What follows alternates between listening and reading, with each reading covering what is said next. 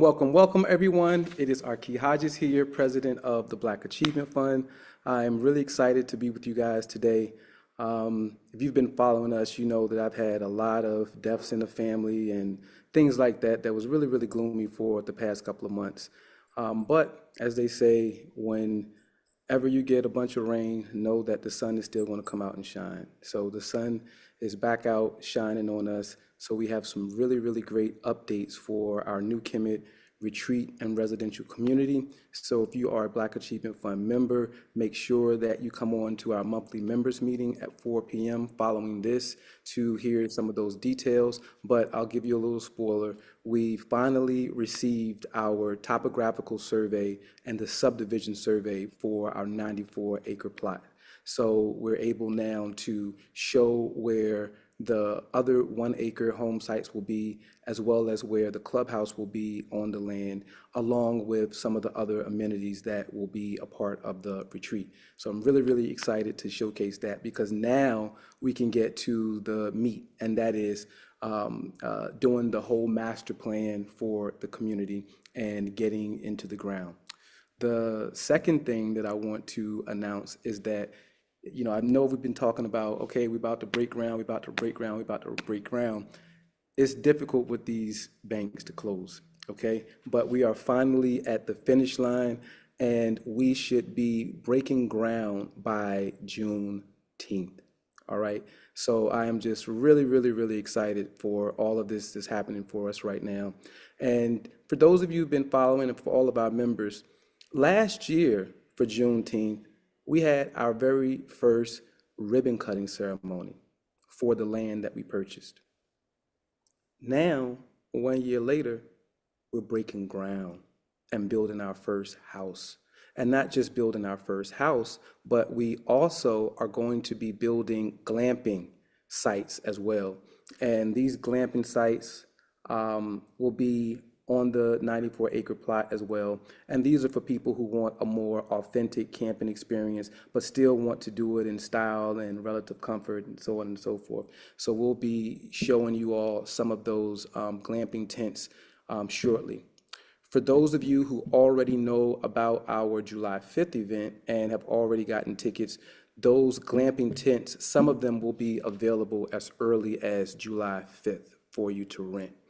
All right, and while I'm on it, for those of you who are not aware, because I always forget a lot of this stuff at the very end, these announcements, so I'm gonna make them in the beginning. All right, July 5th weekend, we are having our very first overnight camping, glamping jam, which is a drive-in concert on our land in Toomsboro. This is going to be a really exciting event. It is being produced by one of our members who is a pretty big promoter. So he's doing all the bells and whistles. There'll be a big stage there, big jumbotron screens. We'll have vendors. If you want to vend, we are allowing BAF members to vend for $50 non-food and $100 for food, okay? People are going to be out there all night long. So if you are a BAF member and you want to make you some extra money, please come out. We're giving the vendor spots practically free as a gift to our Black Achievement Fund members.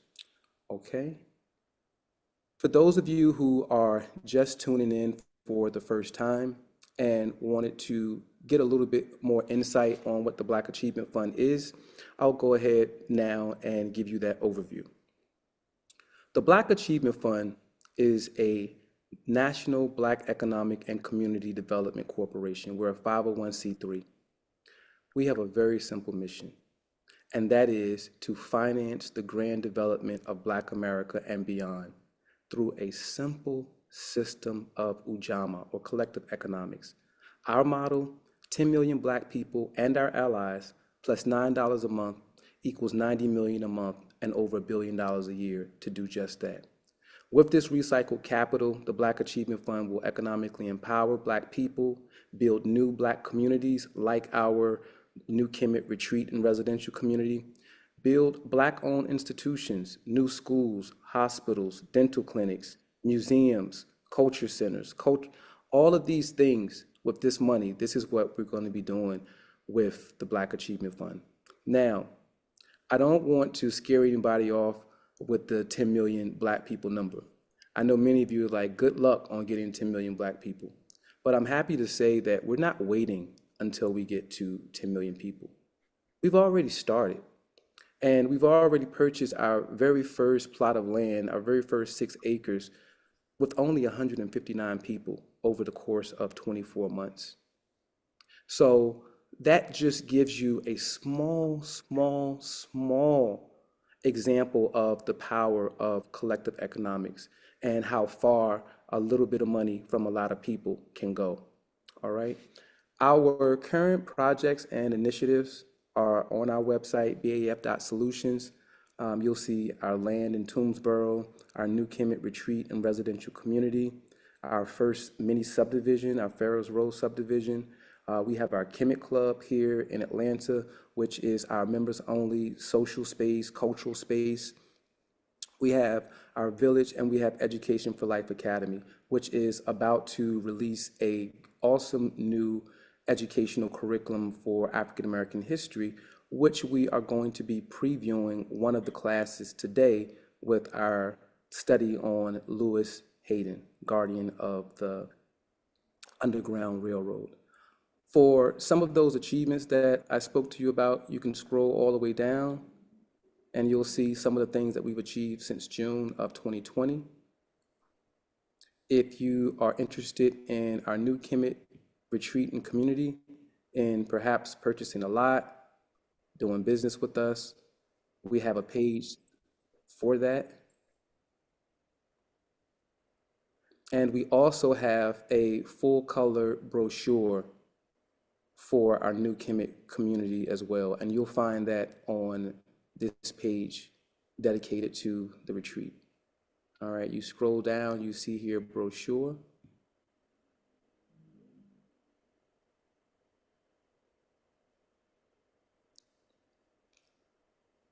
And you scroll through and it'll have all the information that you will need about the development. All right.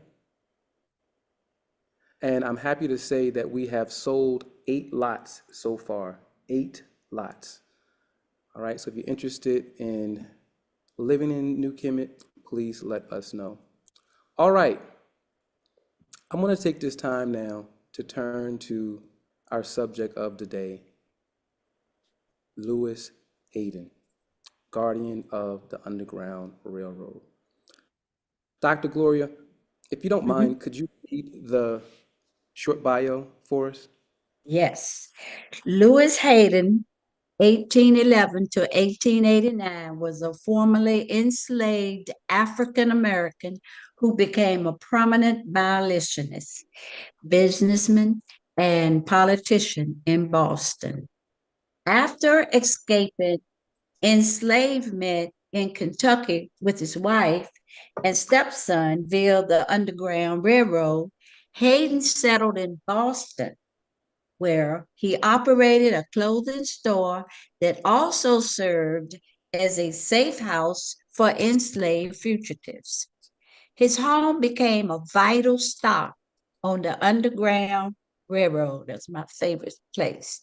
Sheltering many included Ellen and William Craft. Did I skip one? No. Yeah. A fearless defender of freedom, Hayden was involved in dramatic rescues and openly threatened violent resistance against slave catchers. He was a key member of the Boston Vigilance Committee and worked closely with figures like Frederick Douglass.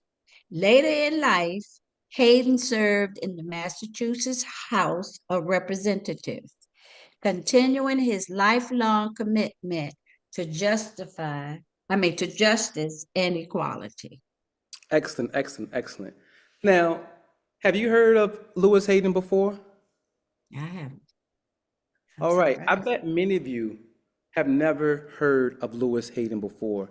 And one of the things that our new Breaking Barriers African American History curriculum is doing is featuring some of our heroes that have been forgotten or no one talks about for specific reasons.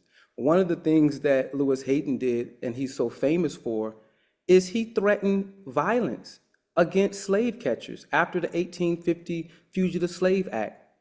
And not only did he threaten, as you will see during this hour, this man, when slave catchers came to Boston to recapture enslaved black person who escaped, this man led a posse to the jail, broke him out of the jail, and had him freed. This is the type of man that we're talking about. And when we talk about enslavement, very rarely do we talk about how much we resisted enslavement. You hear very little about the slave rebellions. You don't hardly ever hear anything about the Haitian Revolution. And with Lewis Hayden, once again, here is one of our greatest heroes that hardly anyone that I've spoken to have heard about. He's even on a stamp, and still no one has heard about him. So with the Breaking Barriers African American History Curriculum Volume 1, we are highlighting some of these lesser known heroes from Black history to provide you all with a very empowering narrative of African American history. One that shows us overcoming the most inhumane system that the world has ever seen and triumphed over that. So I look forward to sharing more of these profiles with you. And when we finally release, I hope you guys purchase it. All right, quick facts about Lewis Hayden. He escaped slavery with his family. Lewis Hayden escaped from Kentucky in 1844 with his wife, Harriet Bell Hayden, and their son, making a daring journey to freedom via the Underground Railroad. In Boston, Hayden's home became one of the most important Underground Railroad stations, sheltering many fugitive slaves, including the famous couple Ellen and William Craft. He defied the Fugitive Slave Act. Hayden openly resisted the act and kept kegs of gunpowder in his home, threatening to blow it up rather than surrender anyone seeking refuge there. He was an active member of the Vigilance Committee. He joined the Boston Vigilance Committee, which organized protection for freedom seekers and coordinated rescues from slave catchers. So in the South, you had lynch mobs who would go to jails in a posse and drag Black people who were charged with crimes that half of them didn't even commit and take them out and lynch them. Up north, Lewis Hayden was assembling mobs to go into the jails and physically take out Black people who were being captured under this law to free them. He helped rescue Shadrach Minkins, who's actually from Norfolk, Virginia, where I'm from, who had been captured in Boston. Abolitionists stormed the courtroom and freed him. He was a successful businessman. He owned a clothing store which helped clothe newly enslaved Blacks who had escaped slavery. He was elected to public office after slavery was over. And he was honored in Boston by everyone who was prominent during the time of his life. And at his funeral, you had people like Frederick Douglass attend. His wife left a legacy. After Hayden's death, his wife Harriet donated money to Harvard Medical School to establish a scholarship for Black students, the Harriet Hayden Scholarship, that still exists today. So today we're going to talk more about Lewis Hayden. All right, some of the pre-lesson discussion questions that we have, and again, this is the first person featured on our new Breaking Barriers African American History curriculum. And it's meant for you to be able to teach it to whoever you want to teach it to, as well as learn the material yourself while you're teaching it. So we provide you with discussion questions, timelines, quick facts, and all of the assignments that you'll need. Everything is electronic. What do you already know about the Underground Railroad and those who operated it? Why do you think some formerly enslaved people risked their lives to help others escape enslavement? Why do you think some white people risked their lives to help enslaved Africans escape? Assisting someone in escaping slavery was illegal. Are there times when breaking a law is justified? Why or why not? And these would be the pre-discussion questions that you would have with your students before you actually begin the first assignment. And then, of course, we have some words and phrases to know. Fugitive. What is a fugitive? What is abolition? What is an abolitionist? What is emancipation? What is the Fugitive Slave Act of 1850? And what is the Underground Railroad? These are all key words and phrases that someone would need to know to be able to successfully understand this class. All right, so we're going to go right into assignment 1, Fighting for Freedom, Lewis Hayden and the Underground Railroad.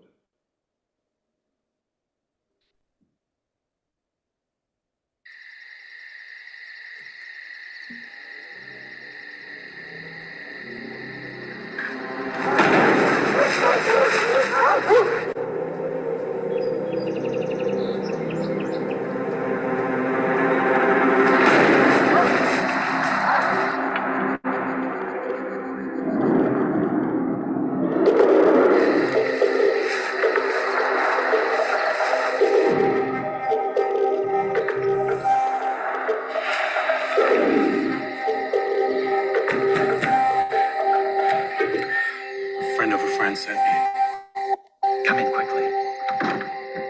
It's all right. You're safe here.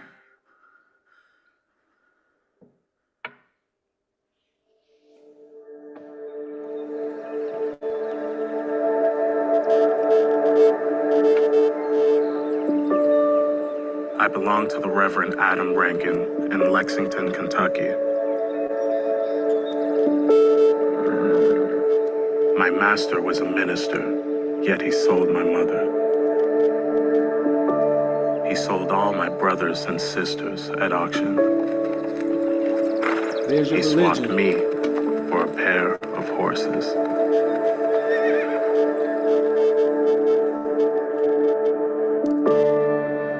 From the time of its inception, America was deeply rooted in a system of slavery.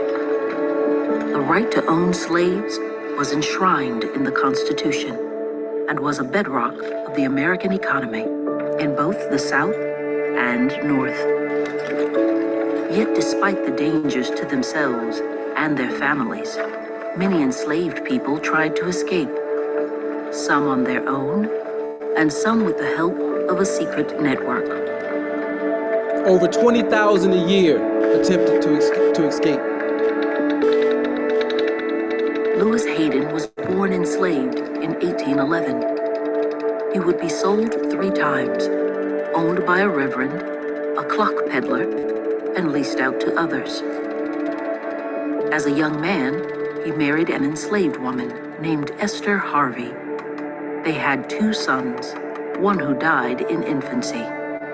Esther and their surviving son were also soon sold away, and Lewis never saw them again.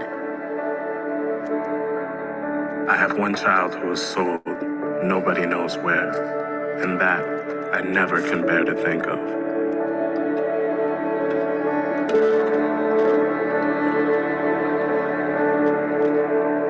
In 1840, at age 29, Lewis was sold to a cruel slaveholder who demanded long days and was quick with his whip. During that time, using a Bible and discarded newspapers, Lewis taught himself to read.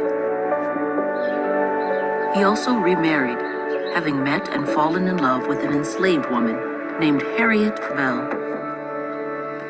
She lived with her son at her owner's home, where she worked as a housekeeper and child nurse. Lewis looked after the boy, Joseph, as if he were his own child. But every moment was shadowed by the fear that they could be torn apart at a moment's notice. The trader was all around, the slave pen at hand, and we did not know what time any of us might be in it. When a friend was carried off, why, it was the same as death. Like so many other enslaved people, Lewis yearned to escape.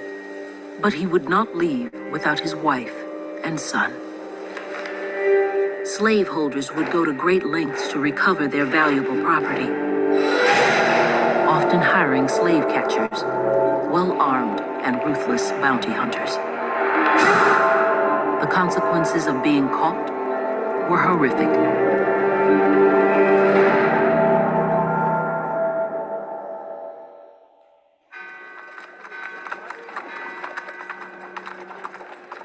In 1844, when Lewis was 33, he was leased to the owners of the Phoenix Hotel in Lexington. It was there Lewis met a woman named Delia Webster, who introduced him to her friend, Calvin Fairbank. She was a school teacher from Vermont, and he was a ministerial student from Oberlin College in Ohio, a center of anti-slavery activity. As they would come to reveal to Lewis, Calvin and Delia were actually operatives on the Underground Railroad, and Calvin had arrived in Lexington on a mission that would offer Lewis his chance for escape. Calvin asked Lewis, "Why do you want your freedom?" To which Lewis replied, "Because I am a man." On the evening of Saturday, September 28, 1844, Lewis helped Harriet and Joseph steal away from their slave owner's house. They met Calvin, Delia, and Israel the driver, an enslaved man who had been hired out to Calvin with a hackney.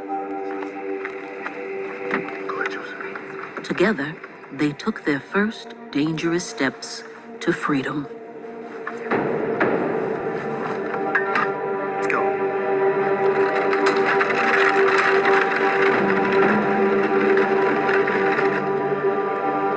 The group traveled as inconspicuously as they could through Kentucky.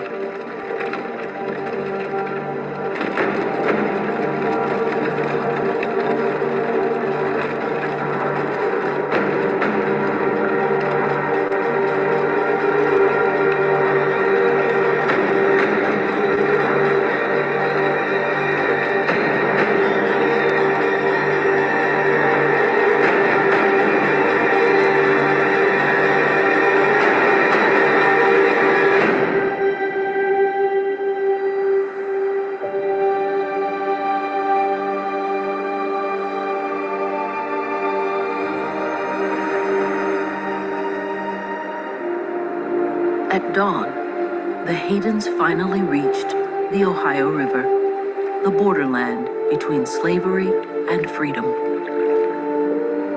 Crossing into Ohio, a free state, Calvin left the Haydens in Red Oak, a bedrock of abolitionist activity. The Haydens worked their way north to Sandusky, Ohio. They often moved under the cover of darkness. If they were lucky, their next stop would be arranged in advance, where a friendly face would feed and shelter them. Other times, they just made their way north without knowing where they would next find safety. Like many freedom seekers, the Haydens were on their way to Canada, where slavery had been abolished a decade earlier in 1834. Yet others escaped to the south, and some even crossed oceans to get away. The Underground Railroad was as old as slavery in America itself. As slavery grew in the 19th century, the means of helping people escape grew more organized. By the 1830s, a decentralized network had evolved. As steam engines emerged around the same time, the escape routes were dubbed the Underground Railroad. Yet as much as it was a network, the Underground Railroad was a movement, shaped by abolitionists, social activists, former slaves, and ordinary people who were simply moved to help those who stood before them in need. They organized through family networks, community institutions, and local churches. Molly Horniblow was a free Black woman who helped her enslaved granddaughter, Harriet Ann Jacobs, hide in her attic storeroom for 7 years before she escaped north by boat. Levi Coffin, a Quaker, reportedly assisted more than 3,000 slaves. And the legendary Harriet Tubman, who escaped from bondage herself and then made 13 trips back to Maryland, where she led 70 others out of slavery. Yet the engine that drove the Underground Railroad was the indomitable will of the thousands of enslaved men and women who sought freedom. Just before the Haydens crossed into Canada, they received word that Calvin Fairbank and Delia Webster had been caught as they returned to Lexington.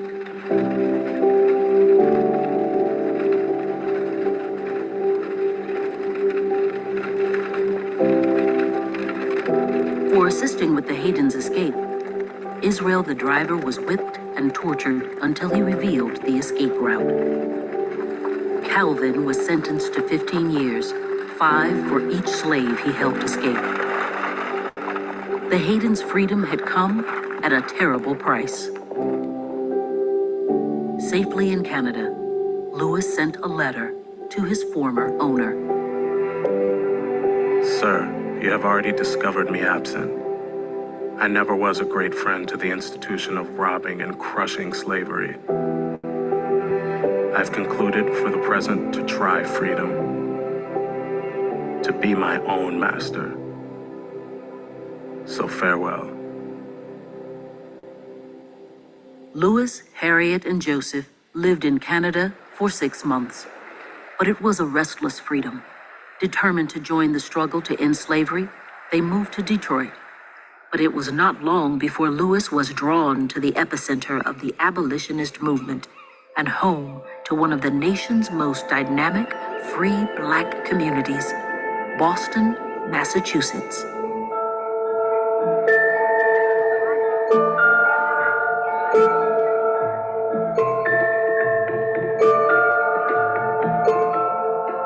By 1848, the Haydens had opened a successful clothing store and began sheltering others escaping from slavery. Lewis had not forgotten Calvin Fairbank, who after 4 years still languished in a Kentucky prison. Lewis negotiated a payoff with his former owner, who had pressed charges against Calvin. From his network in Boston, Lewis raised the money to secure Calvin's release. It would be a small victory for Lewis in the face of a looming battle. In 1850, Congress passed the Fugitive Slave Law, making it easier for slave catchers to hunt people in free states and return them to slavery.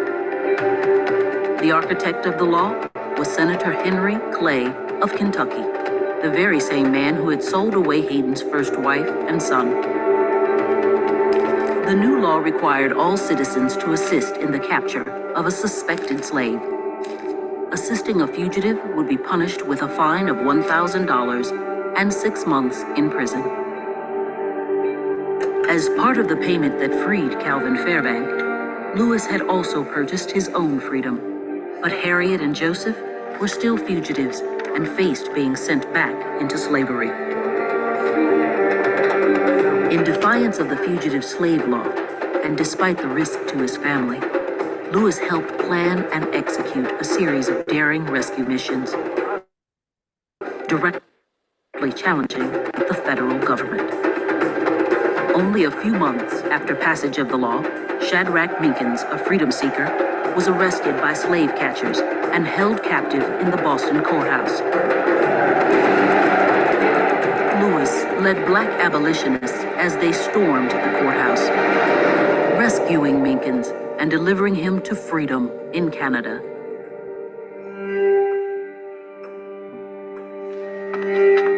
All the while, Lewis and Harriet continued sheltering people fleeing slavery.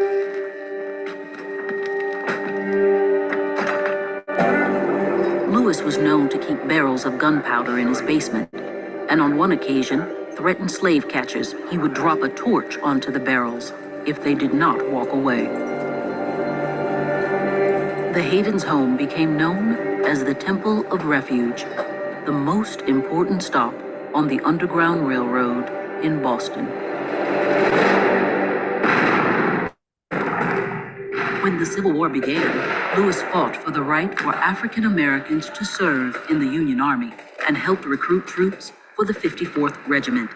the first African Americans enlisted in the North.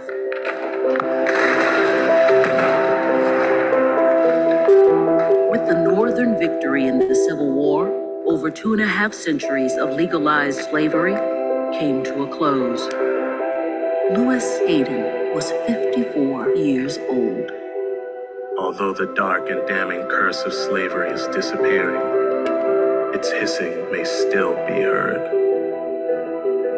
Like so many others involved in the Underground Railroad, Lewis's focus shifted to the pursuit of equality. In 1873, Lewis was one of the first African Americans elected to the Massachusetts state legislature, and until his death in 1889, he remained a leader in the fight for freedom.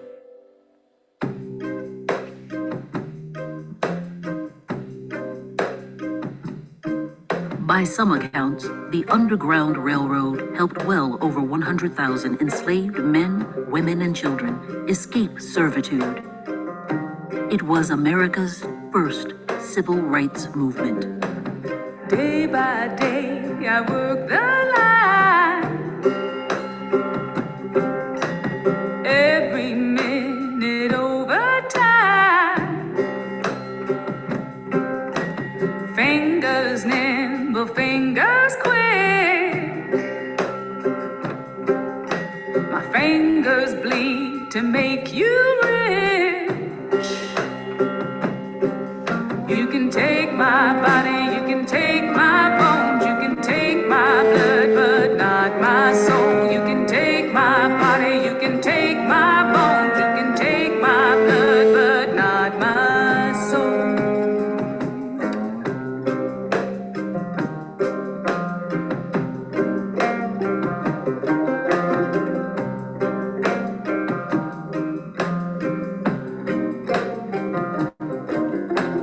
I've got a babe, but shall I keep him? 'Twill come. All right. I hope you all enjoyed that video. That provided just a snapshot of all the things that this heroic man and his wife did. And I want to mention his wife as well, because she shared the danger that he shared. So both of them should be credited for a lot of the things that he himself is being credited for. All right. Our assignment 2 is a great document on the life of Lewis Hayden that was produced by, who was this produced by? I forgot who produced it, but this is the second assignment, and it's a 14-page assignment, but it's a lot of pictures and stuff in it as well. But I want to begin reading, and then I'm going to ask someone who's on if you guys could pick up on the reading with me. Lewis Hayden died in Boston on Sunday morning, April 7, 1889. His passing was front-page news in the New York Times, as well as in the Boston Globe, Boston Herald, and Boston Evening Transcript. Leading 19th century reformers attended the funeral, including Frederick Douglass and women's rights champion Lucy Stone, the governor of Massachusetts, the mayor of Boston, and secretary of the Commonwealth felt it important to participate. Hayden's was a life of real significance, but few people know of him today. A historical marker at his Beacon Hill home tells part of the story: a meeting place for abolitionists and a station on the Underground Railroad. And an abolitionist is a person who is fighting for the end of enslavement. And the Underground Railroad was a network of locations that were safe for escaping enslaved Africans to go to get to freedom. And it was largely operated by sympathetic white people.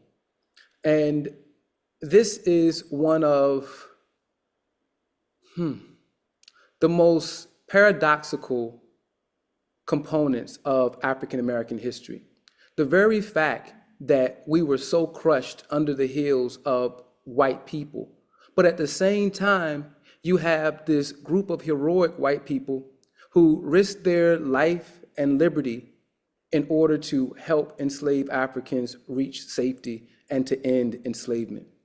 And that's one of the reasons why the Black Achievement Fund is open to anyone who believes in our mission, regardless of race, religion, political preference, or sexual orientation. Despite what we've been through, there have been a lot of white people who have helped. And to leave them out of the history is doing the same as the Republicans trying to erase our history. Hayden is often described as a man of action. An escaped slave, he stood at the center of a struggle for dignity and equal rights in 19th century Boston. His story remains an inspiration to those who take the time to learn about it. This is Lewis Hayden at Harvard University. Hayden's early years. I belong to Reverend Adam Rankin, a Presbyterian minister in Lexington, Kentucky. And this right here just exposes the hypocrisy of Christianity. How can someone be a reverend, a Christian minister, I should say, and feel it okay to enslave another man? Lewis Hayden's early life reflects the devastating effects of slavery on Black families. In his own words, Hayden was born into slavery in Kentucky around 1811. Unlike many who escaped on the Underground Railroad, he did not remain in the shadows. On a visit to Boston, Harriet Beecher Stowe interviewed Lewis and other fugitive slaves. His story, in his own words, traces a history of cruel separation from parents and siblings. My mother was of mixed blood, white and Indian. She married my father when he was working in a bagging factory nearby. After a while, my father's owner moved off and took my father with him, which broke up the marriage. A man made proposals of a base nature to my mother.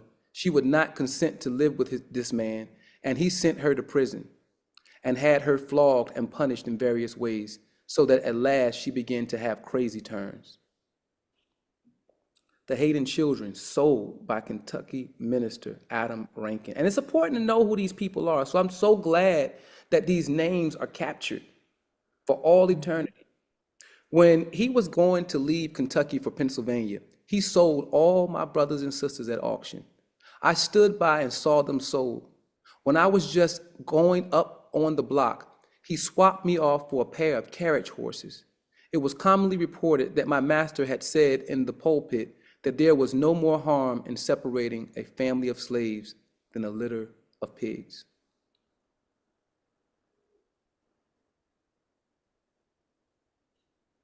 You have some illustrations here. The one at the bottom here is of a Kentucky slave auction from the first edition of Uncle Tom's Cabin. Here you have a newspaper ad for a carriage and pair of gray horses is possibly related to the sale of Lewis Hayden on February 9th, 1826. So for all of those white people today who try to minimize the effects of enslavement, who try to make it seem like the system wasn't so bad, that is absolutely crap. That is absolutely crap. So we have to be vigilant in making sure that we teach our own history and not leave it up to the system to do it. Harriet Beecher Stowe's book, Uncle Tom's Cabin, including the fictional story of Cassie, a slave who kills her son to save him from slavery. To answer skeptics, she included a similar real-life story from Lewis Hayden in her book, A Key to Uncle Tom's Cabin. Remembering his mother, he said, "She sprung and caught my arms and seemed going to break them, and then said, 'I'll fix you so they'll never get you.'" And this is a tale of Black women, and some of them may have carried this out, but would rather see their kids die than to live a life of enslavement under the hands of white people. This is how bad that institution was. And we can never stop talking about it. Just like the Jews' model, never forget, we should be adopting the same model, not forgive and forget, never forget. Lewis Hayden and Henry Clay. Kentucky statesman Henry Clay played a significant role in the life of Lewis Hayden. one of the most prominent politicians in 19th century America, Clay served as a senator, Speaker of the House, and Secretary of State under President John Quincy Adams. Lewis Hayden married Esther Harvey, and the couple had 2 children. Henry Clay purchased Esther and 1 child. Later, he sold them, and Hayden never saw his wife and child again. Hayden's other child died in Kentucky. I have 1 biological son.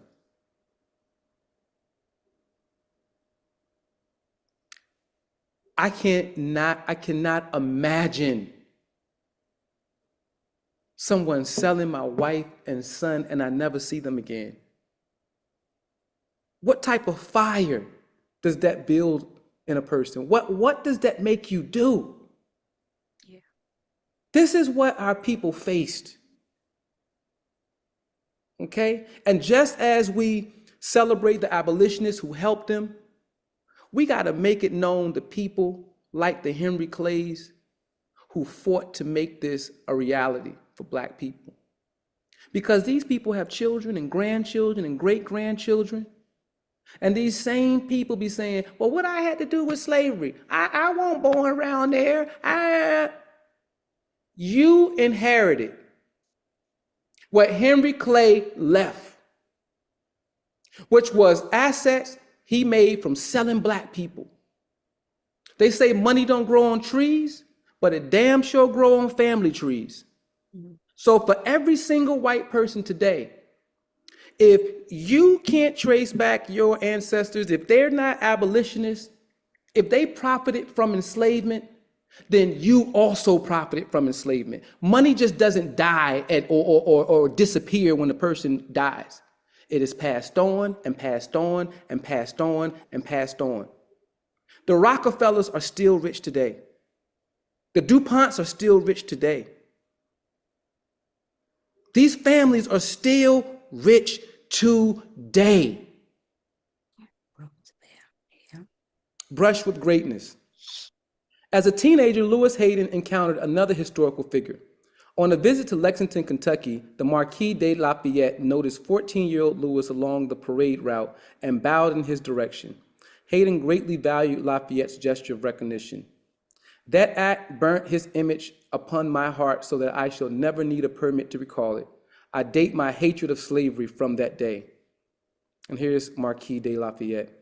I would never have raised my sword in the cause of America if I could have conceived that thereby I was founding a land of slavery.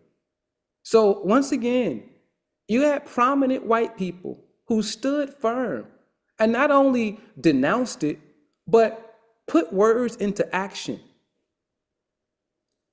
Escaping enslavement. Why do you want your freedom? Because I am a man. Why should I not want my freedom? What kind of question is that? But that was a question that the man who eventually helped him escape Kentucky asked him. Hayden made plans to escape from slavery with the help of abolitionists Delia Webster and Calvin Fairbank. Lewis Hayden remarried after the sale of his first wife. An owner leased him to Lexington, Kentucky's Phoenix Hotel as a waiter for the racing season. Expecting to be sold and separated from family once again, Hayden planned an escape. Calvin Fairbank, a ministerial student, hired a carriage and driver. Lewis and his wife, Harriet, posed as servants or passed as white lady and gentlemen, veiled and cloaked. Harriet's son hid under a seat. The Haydens made it to Canada and freedom. And here is a picture of Calvin Fairbank. And I wonder where his relatives are right now today. But white people need to know this history just like Black people need to know this history. Not all Black people were enslaved. You had Black people like Lewis Hayden. Imagine if you found out that Lewis Hayden was your great-great-grandfather, related to you. Look how much pride that will instill in you.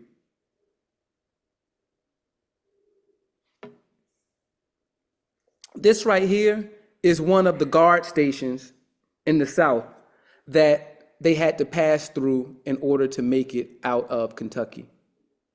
And it says here, Kentucky Toll House. Lewis and Harriet Hayden departed in a carriage on the Maysville Road. Their disguise reportedly included an application of white flour. On a risky journey, 13 toll houses separated them from freedom. They had to go to 13 of these armed toll houses where the carriage was going to be inspected in order for them to make it to freedom. I mean, you had to be extremely courageous to think that, okay, we're going to make it through all 13 and nothing's going to happen. And again, this is just a testimony to how barbaric slavery was, that you were willing to risk it all to escape it. The Temple of Refuge. Does someone want to read this little section? I'll read that. All right. Okay. Lewis Hayden settled in Boston in 1849 after spending time in Canada, Detroit, and New Bedford, Massachusetts. Abolitionists helped finance this house as a stop on the Underground Railroad. A secret tunnel connected it to neighboring home located on Beacon Hill.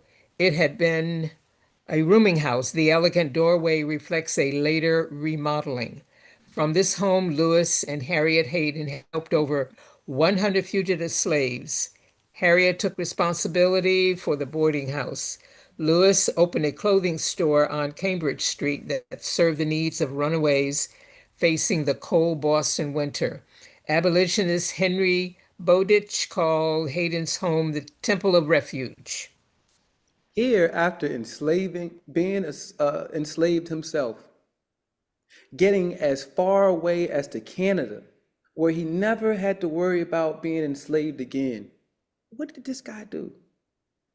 He and his family, he and his wife decided, you know what? We're going to go back and help other people. Somebody helped us, and we're going to go back and help other people. And that's exactly what they did. Over 100 fugitive slaves. Do you know how many? 100 people sounds like a little bit. But imagine 100 people in your living room. Imagine 100 people in your house, in your apartment. That's how many people that this couple helped free. I mean, just tremendous courage. This is an image of their home and the plaque that's out there now. It reads, fugitive slave, leading abolitionist, Prince Hall Mason, rescuer of Shadrach, member of the General Court, messenger to the Secretary of the State, a meeting place of abolitionists and a station on the Underground Railroad. The crisis. Here is Senator Henry Clay introducing the Compromise of 1850, one of the most contentious issues in the U.S. Senate history. Stop the debate and drop the subject. If we do this, the compromise will be recognized as the final settlement. Senator Stephen A. Douglas on slavery and the Compromise of 1850. Victory in the Mexican War of 1846 to 1848 brought vast new lands to the United States and ignited a toxic debate over the spread of slavery. The Compromise of 1850. Henry Clay brokered the Compromise of 1850 in an attempt to settle the issue of slavery and avoid civil war. Details below. He offered some concessions to the North and some to the South. One provision intensified conflict. A strict fugitive slave law mandated the return of runaways from the North. As quote-unquote slave catchers appeared in Massachusetts, Black and white abolitionists forged new levels of cooperation. Here's the famous abolitionist William Lloyd Garrison, who was a collaborator with Frederick Douglass for a long time until they had a falling out. And here's Senator Daniel Webster. Okay, Webster's Dictionary. A lot of people don't know that he was for slavery. Emergence of Lewis Hayden. Hayden quickly became a leader in resisting the fugitive slave law. Although relatively new to Boston, he had unique qualities, an impressive capacity for growth, a dignity that earned credibility with Black and white Bostonians, a rock-steady reliability in a crisis, a man of action. He combined intelligence with physical courage. Some African Americans called him the Tavern of Strength. To children, he was Papa Hayden. about the Compromise of 1850. The free state of California would balance the slave state of Texas. The territories of New Mexico and Utah would decide on slavery for themselves. The slave trade, but not slavery, would end in the District of Columbia. Under the fugitive slave law, private citizens faced a $1,000 fine or 6 months in prison for assisting runaways. Fugitives would appear before a federal commissioner paid $10 for ruling against the slave and $5 for supporting a claim of freedom. So which do you think happened the most? Okay. One other thing to note before we move on about the fugitive slave law is that a lot of free blacks were enslaved for the first time in their life because of this law. You would have slave catchers corroborate with owners in the South, slave masters in the South, and they would be in places like Boston, and they would be taking notes of Black people, taking notes of any birthmarks, any hairstyles, any peculiar, anything that would make them stand out. And the slave masters would write runaway ads for capture. And now the slaver who's already in Boston, he's already given the slave master all the identifying characteristics of the person. So now he goes and grabs the person and they go and take the person into enslavement. That was also happening under the 1850 fugitive slave law. Conductor on the Underground Railroad. Does someone want to read? All they want is one from Boston to show the discontented ones at home that it can be done. Abolitionist Phillips on slave catchers. As a center of abolitionism, Boston became a symbol of target for Southern slave hunters. 4 incidents of resistance, including Lewis Hayden, gained national attention. All right. Setting the stage, the Latimer Law. In 1843, escaped slave George Latimer was held under an earlier version of the Fugitive Slave Law, which came out in 1793. Abolitionists protested with 65,000 petitions weighing 150 pounds and rolled into the State House. In response, the legislature passed a personal freedom law prohibiting the holding of escaped slaves in Massachusetts jails. By denying secure facilities, it encouraged later rescue attempts. Robert and Allen Craft. In a celebrated escape, Ellen Craft pretended to be a male plantation owner traveling north for medical treatment, accompanied by a male slave, her future husband, William. For a time, they took refuge with Lewis and Harriet Hayden. Ellen's success on the electric circuit attracted the attention of slave catchers. Hayden put dynamite in his cellar and threatened to blow the house up if they tried to enter. This is a picture of Helen Craft.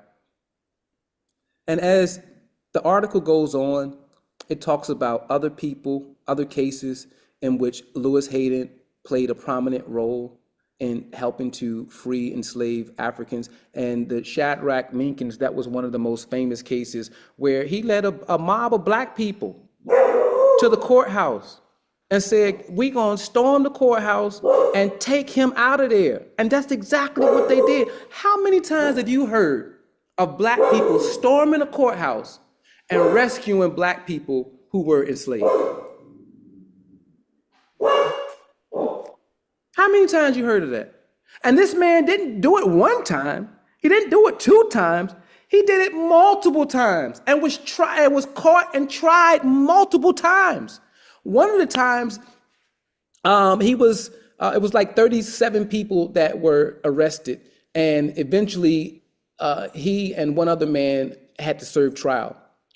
On that trial, he was acquitted, and 30 years later, they learned that one of the white men on the jury was the owner of the house that Lewis Hayden took Shadrach Minkins to free him. So this is again how the Underground Railroad worked.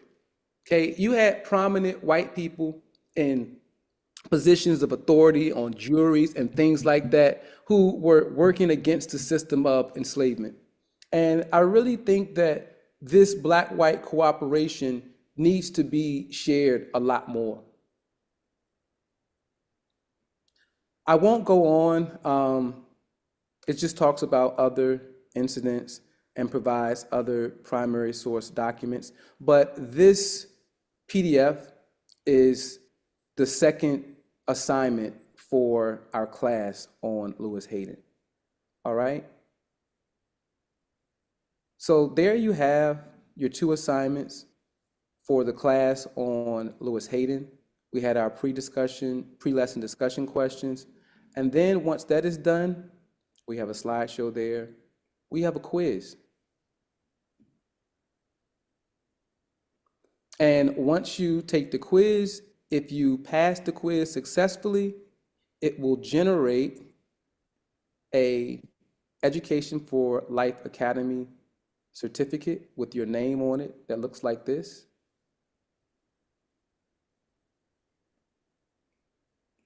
All right. Post-lesson discussion questions. And I'm just going to go to question 4. Was Lewis Hayden justified in breaking the law by disobeying the Fugitive Slave Act of 1850? Why or why not? These are the discussion questions that you want to have when you're teaching this class, because these are fundamental ideas that we have to grapple with if we are to pull out our inner courage. Okay? This man said this is wrong. And I don't care what law on the land, I don't care who says it. I'm going to fight against it to the death. Here we have a new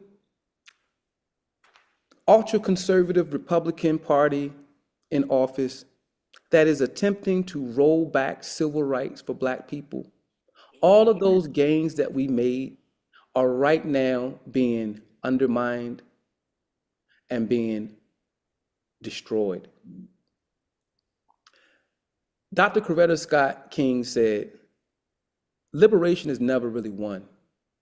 You win it in each generation, and each successive generation has to continue to fight for it. Because the people, the enemies of the people, they don't stop fighting. But it's important to understand that just because someone says something is a law, don't mean that you should obey it. If that was the case, we would still be enslaved. If that was the case, we wouldn't be able to read. And I just want you guys to think about the genius and the courage of this man. This man was sold 3 times. He had his wife and biological son sold and never saw him again. In addition to that, he had to witness the hypocrisy of the religion being sold by white ministers. He taught himself how to read by gathering discarded newspapers and stuff. Just think about, you have people in 2025 who can't read with the assistance of teachers. And look how many Black people taught themselves how to read. At the same time, the masses of white people were illiterate.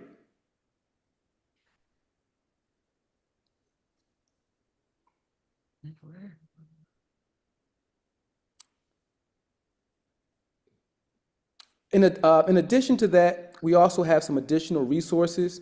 This is a 4-minute video on the story of Shadrach Minkins, and it goes into detail about how he escaped and how Lewis Hayden and company freed him.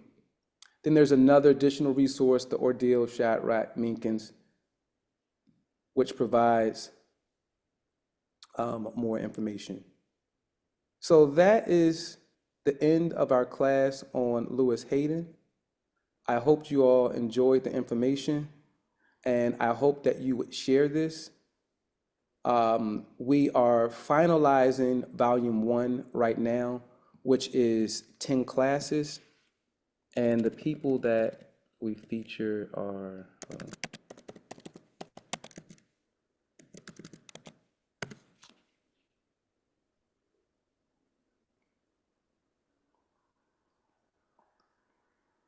Lewis Hayden, the Incomparable Jones family, the Langston family, Isaiah T. Montgomery, and the founder of Mount Bayou, Booker T. Washington and Tuskegee, W.B. Du Bois, Elizabeth Wright, founder of Voorhees University, Ida B. Wells, Maggie Walker, and Annie Malone.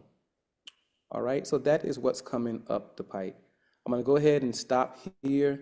I know we're right at 3 o'clock, but if anyone had any questions or comments, please share. You have the floor. All right, so the story was pretty cut and I dry. have a question. Sure. It's not really in regards to the documentary, but how you doing, I'm Brother doing well. Arkey? Good. No, I just wanted your perspective. I've been hearing a lot about on social media about Black people um delineating. This is a big issue, well, a big thing now about especially with this new administration, the Trump administration in office, that Black people should delineate. And I wanted to kind of just get your perspective on that. And expound a little bit more. Delineate from what? So yeah, that's what I'm trying to figure out because I know that what they said delineate is to separate. And I know that that's something that is a part of the vision with Black Achievement Fund, like where Black people kind of, separates and, create our own communities and towns and cities. And so that's what I wanted to find out if that's what that means to you, or does it mean Black people separating as our own group, even from amongst other types of Black people? I believe in cultural pluralism. Cultural pluralism is different than the melting pot theory. The melting pot theory, you have all different races, religions, sexualities, everything all blended in to make one soup, so to speak. Pluralism is a salad where you have all of the different races, cultures, religions, people with different sexualities. They all maintain their authenticity in the salad. You see a piece of lettuce, it tastes like a piece of lettuce. You see a tomato, it tastes like a tomato. Everything isn't all blended into one. I don't think that the melting pot theory is a feasible theory. I don't want, as a Black person, as an African person, I don't want to lose my culture and become a part of a melting pot, all right, where we emerge as Americans. I think that is not a wise decision. I think that Black people should build our own communities. We need to establish our own municipalities so that we can govern ourselves and, more importantly, police ourselves so that we don't have to worry about this constant fear of being targeted by by racist police officers, and also criminalized by racist police officers. When you think about the crisis with Black men in America, one of them has largely to do with incarceration and with felony convictions and doing things to prevent these men and women from being able to make a viable living once they leave prison. So one of the things that we benefit from when we establish our own municipalities is that we don't ever have to worry about being subjected to a racist cop because we control all the cops within our municipality. So that's the reason why the Black Achievement Fund is seeking to establish our own municipality and to build our own communities. With that being said, the Black Achievement Fund is open to anyone who believes in our mission and our guiding principles, regardless of race, religion, political preference, or sexual orientation. In addition to that, we can't legally say that all of these houses out here can only be sold to Black people. All right, that's discrimination as well. So there may be occasionally a white person, an Asian person, or somebody in one of our communities, but they're not going to be in one of our communities as someone who is dictating policy, someone who's dictating our culture, but the people who really enjoy being around Black people, who really embrace and love African American culture and history and that sort of thing, those are the only ones that we expect to be around us. So I hope I answered your question. You know, I don't believe in complete separatism. I don't think that we should become just like white people at all. And as you just watched, there are just too many other people who have helped us along the way for me to take that particular stance. Absolutely. Yeah, I agree. Um, yeah, and another thing too, like I know that there's another big term that's being used with the foundational Black Americans, and I actually like that term. But I, some people feel like I don't at all. you don't like it. Oh No. wow. And the whole reason Yeah, some why is people this. feel like it causes division. You think? Here's the biggest reason. I come from Africa. Mhm. I didn't come from America. I can trace my lineage back to Africa. All African Americans here can do so. You know you weren't here prior to the 1500s and where we were. As an African American, I agree with that term because it places Africa first. Okay, I'm an African first, and then I'm an American. Okay, when you have a term like a adios, what is that? American descendants of slavery. Where's Africa? American descendants of slavery. So you want me to identify as first an American and then as a slave. That's what that term says to me. And to me, it is divisive because you have African people. Martin Luther King said it best. We may have all come here on different ships, but we're in the same boat now. And let me give you a little statistics about the transatlantic slave trade or the African Holocaust. Only 5% of all of the Africans who crossed the Atlantic during this ordeal, only 5% came to the United States of America. The vast majority went to Brazil. 35% went to Brazil and South America and other places like that in the Caribbean. So to try to say that the only people in America that should benefit from any reparations or anything like that are Black Americans, I mean, what does that even mean? Because ultimately, all of us can trace our heritage back to the continent. So yeah, I don't really buy into those terms. Okay. All right, I love all Black people. We're a Pan-Africanist organization. All right, and we've all been through the same trials and tribulations strictly because of our skin color. And I think that we need more cooperation than less of it. Okay. Thank you. Problem. Anyone else before we leave? Remember, we have a monthly member meeting at 4 p.m. today. It is not live stream, and you must be a member to attend. Just come on to our Zoom ID, and I will see you all at 4 p.m. I have some really, really exciting updates for our New Kemet community. And well, one of those is the fact that we have just gotten back. Boom, boom, boom, boom, boom. Our topographical and subdivision survey for the 94-acre plot. So I'll be sharing more about that with you all on the monthly members meeting. All right. Before you go, Brother Aki, I just wanted to say the last, was it the Jones family you did last week before? Last week. That was amazing. I wasn't able to be on. I had lost my uncle that day, but I watched it later and I was just so upset that I wasn't on. So I was like, that was so good. So maybe, I know it's going to be available. Maybe you can do it again, especially like for Black History Month. That was a very good one. All of them are good, but I really like that one. Yeah, we're going to be doing the whole series, all 10 profiles, and we're going to give people an opportunity to register to actually take the class and that sort of thing and take the quizzes, and there'll be a leaderboard and the whole nine. So We have a couple members who are working with us now on developing that course.